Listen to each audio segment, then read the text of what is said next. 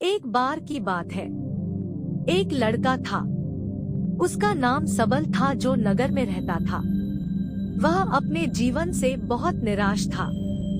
उनकी निराशा का कारण यह था कि वह अब तक अपने जीवन में कुछ नहीं कर रहा था। उसके माता पिता उसे ताने मारते थे कि आपके सभी मित्र कुछ न कुछ कर रहे हैं, लेकिन आप अभी भी घर बैठे हैं। दोस्तों के बीच भी अक्सर उनका मजाक उड़ाया जाता था। वह कहीं जाता तो लोग उससे पूछते कि आप क्या कर रहे हैं। उसे यह बताने में भी शर्म आ रही थी। वह कुछ नहीं कर रहा था। धीरे धीरे उसने रिश्तेदारों से मिलना जुलना कम कर दिया और लोगों से मिलना भी बंद कर दिया।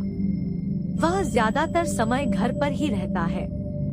वह अकेला रोता है और भगवान को कोसता है और अपनी किस्मत को दोष देता है। अब उसे अपना जीवन बोझ लगने लगा था। कभी कभी वह सोचता कि कब वह कुछ करने के योग्य बनेगा, और फिर वह सोचता कि जिंदा रहने से अच्छा मर जाना है। एक दिन वह अपने नगर की एक गली से गुजर रहा था। तभी उसने देखा कि एक उपदेशक दुख और परेशानियों पर उपदेश दे रहा है। वह भी उसी भीड़ में सबसे पीछे बैठ गया और गुरु के प्रवचन सुनने लगा। उपदेशक कह रहा था, दुख एक शिक्षक की तरह है, जो हमें जीवन की सच्चाई दिखाता है और हमें जीने का सही तरीका सिखाता है। आप चाहे तो जिंदगी जीना भी सीख सकते हैं।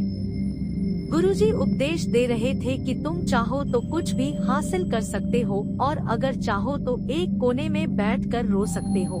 इन सभी बातों को सबल ध्यान से सुन रहा था, लेकिन शिक्षक की यह बातें पसंद नहीं आई। उसने खड़े होकर कहा कि कुछ भी सिखाने से दुख दूर नहीं होता, इसमें केवल दर्द होता है। दुख की पीड़ा अनंत है। ऐसा लगता है कि इसके बाद कुछ होने वाला नहीं है। इससे कुछ भी फर्क नहीं पड़ता है। इसके सामने तो मौत भी छोटी लगती है।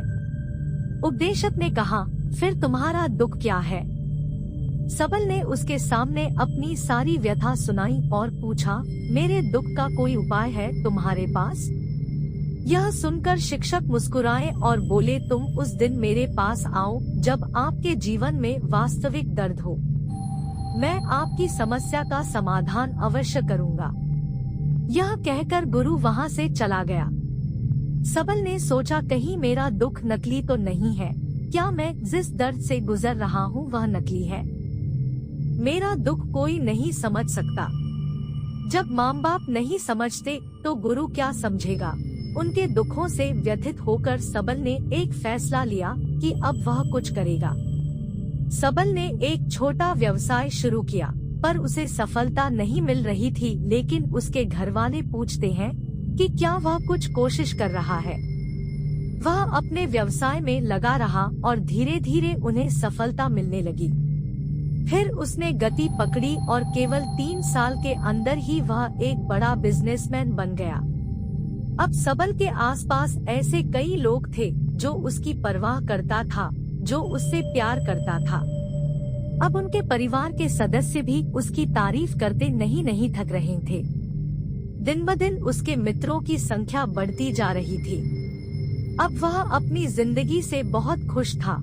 उनके कुछ दोस्तों ने उन्हें सलाह दी कि जब आप एक बड़ा बिजनेसमैन बनकर बहुत खुश हैं, तो सोचिए आपको कितनी खुशी होगी अगर आप इस शहर और इस राज्य के सबसे बड़े बिजनेसमैन बन जाते हैं।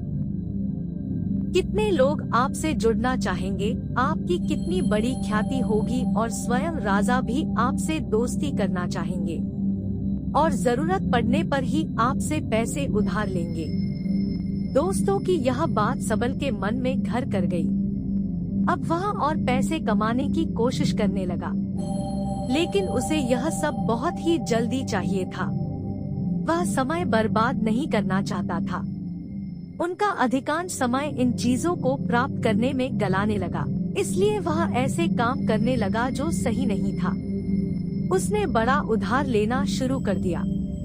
उसके दोस्तों से पैसे की मात्रा और अधिक मुनाफा कमाने के लालच में वह अपने माल में मिलावट करने लगा। उसने अन्य व्यापारियों के खिलाफ भी साजिश रची और उन्हें डराया धमकाया, जैसा उसके दोस्त कहते थे वैसा ही करता था। वह इन तरीकों से ज्यादा पैसा कमा रहा था, पर अब उसके जीवन में पहले जैसा चैन न था। उनके मन की शांति गायब हो गई थी और वह रात को सो नहीं पाता था। वह हंगामे में रहता था। वह सब कुछ पाकर भी उन्हें किसी चीज में सुख नहीं मिल रहा था। एक दिन सबल अपनी गाड़ी में कहीं जा रहा था। तभी रास्ते में उन्हें उपदेशक का आश्रम दिखाई दिया। वह रुका और गुरु के पास जाकर बोला, संत, आपने मुझे मेरे पास आने के लिए कहा था जब मेरे जीवन में सच्चा दुख आता है। अब मैं बहुत दुखी हूँ कि मेरी नींद हराम हो गई है। मुझे कहीं भी शांति नहीं मिल रही है। इस प्रकार सबल ने अपनी सारी समस्याएं गुरु को बता दी। गुरु ने कहा, जब तुम पहली बार मुझसे मिलने आए थे तब भी तुम किसी दुख में थे। आपने उस दर्द से क्या सीखा? सबल ने कहा कि सिर्फ सोचने और चिंता करने से कुछ नहीं होता। आपकी दृष्टि को सच करने के लिए यह कार्रवाई करता है, और सिर्फ काम करने से कुछ नहीं होता, परिणाम भी मिलना चाहिए। जब आपको लगता है कि आपका लक्ष्य हासिल नहीं होने वाला, तब राह में चाहे कितनी भी मुश्किलें आ जाए, मन कितना भी निराश क्यों न हो, कितना भी लगता हो कि अब कुछ नहीं होने वाला है, तभी विश्वास करे, मैं जो भी कर रहा हूँ उसमें अवश्य सफल होऊंगा।